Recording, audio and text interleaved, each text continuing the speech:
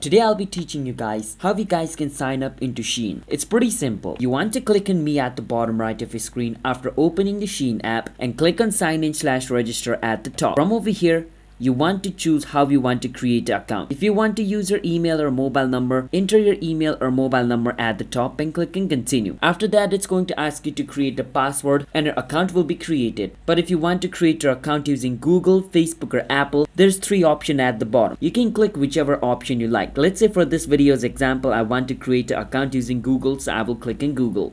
Then I will click on continue and it's going to take me to the page where I need to sign in into my Google account. After I log in into my Google account, I can just click on my Google account and a Shein account, and that Google information or that Google account will be created. So these are the way on how you guys can create yourself Shein account. It's that simple. So if you guys found our video helpful, then hit the subscribe to our channel, how to guide for future videos like this. I'll see you guys in my next video. Bye until then.